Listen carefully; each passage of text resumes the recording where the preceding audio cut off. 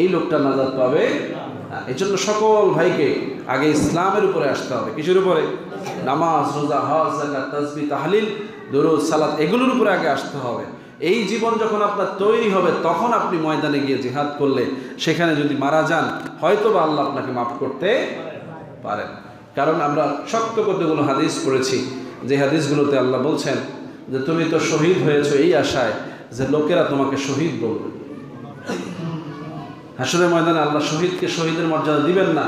তাকে প্রশ্ন করবেন, তুমি যে শহীদ হয়েছিলা, রক্ত মাখা কাপড় নিয়ে আজকে আমার কাছে হাজির হইছো, আমি আল্লাহ তো জানতাম যে তুমি শহীদ হইছো মানুষকে দেখানোর জন্য, সুতরাং তোমার এই শাহাদাত শহীদের মর্যাদা পাবে না, তুমি জাহান্নামে চলে যাও। নাউযুবিল্লাহ।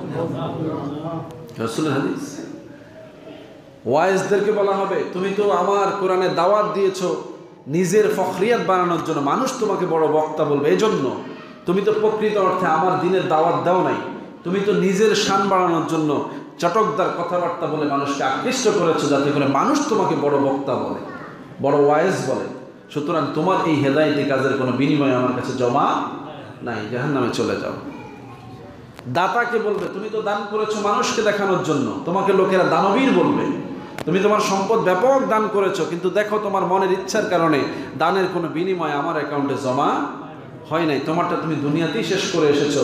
লোকেরা তোমাকে দাতা বলেছে, আমার কাছে সন্তুষ্টি পাওয়ার জন্য তুমি দান করো নাই, ফলে আমার কোনো সন্তুষ্টি তোমার অ্যাকাউন্টে নাই, জাহান্নামে চলে যাও।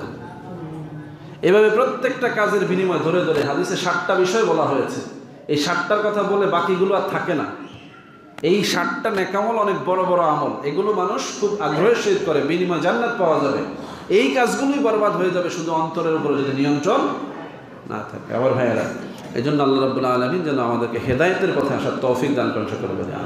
আগে নফসকে কন্ট্রোল করতে হবে। আর এই পথটা তরিকা, তাসাউফ, জিকির, আজকার, তালিম, তরবিয়ত, খানকা, মসজিদ, মেহরাবের আশেপাশে থাকা ছাড়া অর্জন হয় না। মাঠে ময়দানে বাজারে এগুলো পাওয়া যায় না। এগুলোকে পেতে হলে আপনাকে নিরিবিলিতে এসে, ওই যে বললাম, মোরাকাবার হালে বসে নিজে নিজেকে নিয়ে চিন্তা করার মতো পরিবেশ তৈরি করতে হবে, নিজে নিজেকে নিয়ে গবেষণা করতে হবে, মুহাসাব করতে হবে, মোরাবাদা করতে হবে, মুআকাবা করতে হবে। তাহলে আপনি একটা পর্যায়ে মুজাহাদার স্তরে এসে মুজাহিদ হয়ে আপনাকে নিজের একটা জায়গায় দাঁড় করাতে পারবেন। তখন আপনি কামিয়াবি চিন্তা করতে পারবেন। আল্লাহ পাক আমাদেরকে দ্বীনের পথে অগ্রসর হওয়ার এই সমজ দান করুন সকলে বলে আমিন। আমাদের জীবনের যে সময়গুলো আমরা অপচয় করছি সেগুলোকে কাজে লাগানোর তৌফিক দান করুন সকলে বলে আমিন। আমরা যে কাজগুলো করছি এগুলোর মধ্যে যেন আমাদের লোভ, হিংসা, জিজ্ঞাসা, প্রবৃত্তি এগুলো ঢুকে না পড়ে।